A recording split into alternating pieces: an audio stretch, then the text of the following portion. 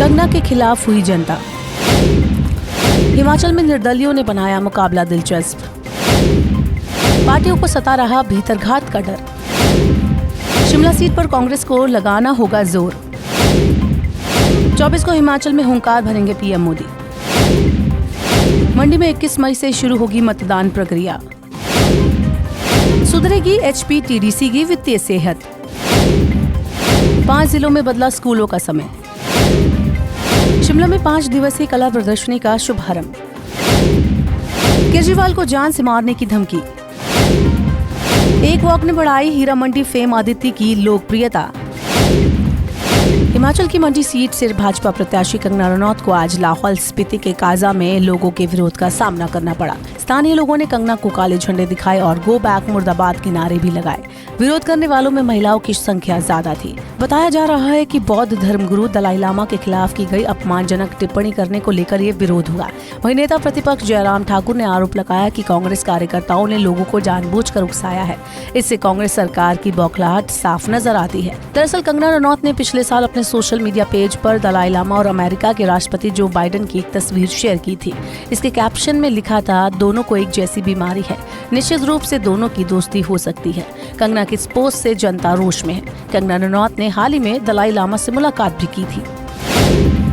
हिमाचल प्रदेश में 1 जून को लोकसभा की 4 सीटों के साथ ही विधानसभा की 6 सीटों पर उपचुनाव होगा। उपचुनाव धर्मशाला, लाहौल स्पीति, कुटलेहड़, गगरेट, बड़सर और सुजानपुर विधानसभा क्षेत्र में होंगे। इन 6 सीटों पर कुल 25 प्रत्याशी मैदान में हैं। 25 में से 12 प्रत्याशी निर्दलीय हैं। धर्मशाला और कुटलेहड़ में 2-2, गगरेट और सुजानपुर में 3-3, बड़सर और लाहौल स्पीति में 1-1 निर्दलीय मैदान में है। भाजपा को 2 सीटों पर और कांग्रेस को 1 सीट पर ताकतवर निर्दलीय उम्मीदवार से चुनौती मिल रही है। इस वजह से 3 विधानसभा सीटों पर मुकाबला दिलचस्प हो गया है। धर्मशाला से भाजपा के बागी राकेश चौधरी, लाहौल स्पीति से पूर्व भाजपा मंत्री रामलाल मारकंडा निर्दलीय चुनाव लड़ रहे हैं। बड़सर सीट पर कांग्रेस के युवा नेता विशाल शर्मा निर्दलीय उम्मीदवार हैं। चौधरी और मारकंडा के चुनाव लड़ने से भाजपा को नुकसान हो सकता है। वहीं बड़सर में विशाल कांग्रेस की मुश्किलें बढ़ा रहे हैं। हिमाचल प्रदेश में जैसे जैसे लोकसभा चुनाव और विधानसभा उपचुनाव की तारीख नजदीक आ रही है, वैसे वैसे कांग्रेस और भाजपा के वरिष्ठ नेताओं और प्रत्याशियों को भीतरघात का डर सता रहा है। हालांकि दोनों पार्टियों के वरिष्ठ नेताओं ने असंतुष्टों को मनाने में कुछ हद तक विजय पा ली है, लेकिन रूठे हुए कार्यकर्ताओं के मन में अभी भी टिकट न मिलने की टीस बाकी है। कुछ नेताओं ने पार्टी फैसले को ठुकराते हुए निर्दलीय चुनाव लड़ने का फैसला लिया है, जिन्हें पार्टी ने बाहर का रास्ता दिखा दिया है। अपने अपने हलकों में मजबूत ये नेता पार्टियों के वोट बैंक को काफी हद तक बाधित कर सकते हैं। यही कारण है कि दोनों ही पार्टियां अब फूंक फूंक कर कदम रख रही हैं। शिमला संसदीय सीट हमेशा सत्ता का केंद्र रही है। कांग्रेस का अभेद किला रहे शिमला संसदीय सीट से पिछले 3 बार से भाजपा ने कब्जा किया हुआ है। फिर से ये सीट कांग्रेस किसी भी सूरत में हासिल करना चाहती है। ऐसे में कांग्रेस ने शिमला संसदीय सीट पर एड़ी चोटी का जोर लगाया है।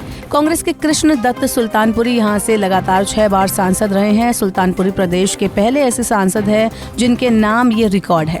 चुनावी रणनीति के तहत केडी सुल्तानपुरी के वारिस विनोद सुल्तानपुरी को मैदान में उतारा गया है। संसदीय क्षेत्र के तहत 17 विधानसभा क्षेत्र आते हैं। इनमें 13 विधानसभा क्षेत्रों में कांग्रेस काबिज है।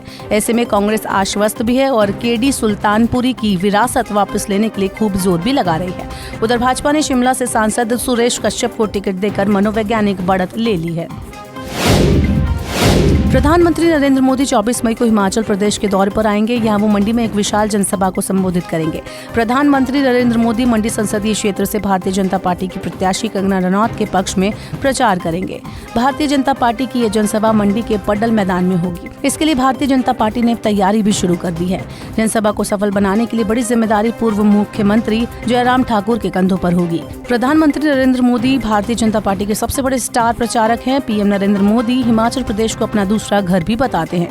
ऐसे में प्रधानमंत्री नरेंद्र मोदी की ये जनसभा बेहद अहम हो जाती है। हिमाचल प्रदेश में अंतिम चरण के लिए मतदान की तारीख 1 जून तय की गई है, लेकिन इससे पहले मंडी संसदीय क्षेत्र के 11,703 ऐसे मतदाता भी हैं जो 21 मई से लेकर 29 मई के बीच अपने मताधिकार का इस्तेमाल कर सकेंगे। इन मतदाताओं में 85 साल से ज्यादा आयु के बुजुर्ग, दिव्यांग और आवश्यक सेवाओं वाले कर्मचारी शामिल हैं। मंडी के जिला निर्वाचन अधिकारी अपूर्व देवगन ने बताया कि पूरे मंडी संसदीय क्षेत्र में मतदाता सुविधा केंद्र के लिए मोबाइल टीमों का गठन किया गया है। मोबाइल टीमें मतदाता के घर पर जाएंगी और एसओपी के तहत मतदान अधिकारी, पुलिस और कैमरे की निगरानी में मतदान की प्रक्रिया पूरी करेंगी। अधिकतम 2 बार ये टीमें किसी मतदाता के घर पर भेजी जाएंगी। हिमाचल प्रदेश पर्यटन विकास निगम को घाटे से उबारने के लिए HPTDC के MD डॉक्टर राजीव कुमार ने होटल पेटरहॉफ में परियोजना विंग की बैठक बुलाई। इस बैठक में राजस्व बढ़ाने के लिए अन्य सरकारी परियोजनाओं के निर्माण और नवीनीकरण ठेके लेने का निर्णय लिया गया। इसके लिए सभी विभागों को पत्र लिखकर सूचित किया गया है।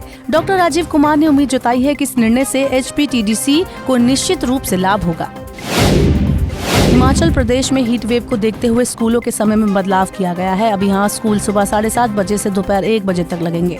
दरअसल पूरे उत्तर भारत के साथ हिमाचल प्रदेश भी हीट वेव की चपेट में आ गया है। प्रदेश के कई हिस्सों में तापमान 45 डिग्री तक पहुँच रहा है। प्रदेश के जिला कांगड़ा, ऊना, हमीरपुर, बिलासपुर, सोलन के कुछ हिस्सों में हीट वेव का असर देखा जा रहा है। यहाँ अप्रत्याशित तरीके से तापमान में बढ़ोतरी हो रही है। इसे देखते हुए उच्च शिक्षा निदेशक ने समय सारणी में बदलाव किया है। इसके अलावा स्कूल के समय में बच्चों को अतिरिक्त ड्रिंक ब्रेक देने के लिए भी आदेश जारी किए गए हैं।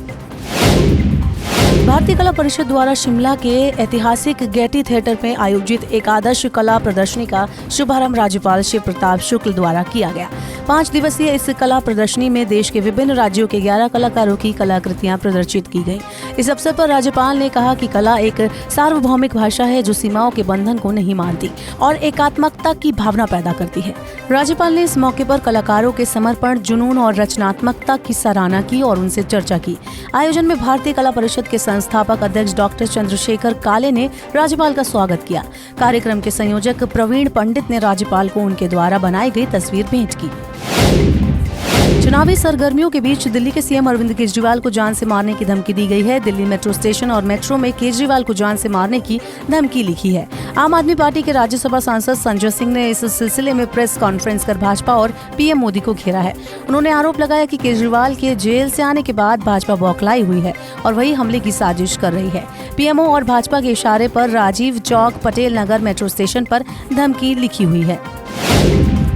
संजय लीला भंसाली की सीरीज हीरा मंडी में काम करने के बाद से अदिति राव हैदरी की हर जगह चर्चा हो रही है। सीरीज में उनकी एक्टिंग और डांस दोनों की तारीफ हो रही है। सैया हटो जाओ गाने में उनका गजगामिनी वॉक सोशल मीडिया पर खूब वायरल हो रहा है। एक इंटरव्यू के दौरान अदिति ने बताया कि वो इस वॉक के बारे में नहीं जानती थी, लेकिन इसे करने में उन्हें काफी मेहनत करनी पड़ी। अदिति बताती है कि संजय सर के कहने पर सिर्फ इस गाने के लिए उन्होंने वजन बढ़ाया था। अदिति के इस गाने को यूट्यूब और इंस्टाग्राम पर लोग फॉलो कर रहे हैं और इस पर कई मीम्स भी वायरल हो रहे हैं।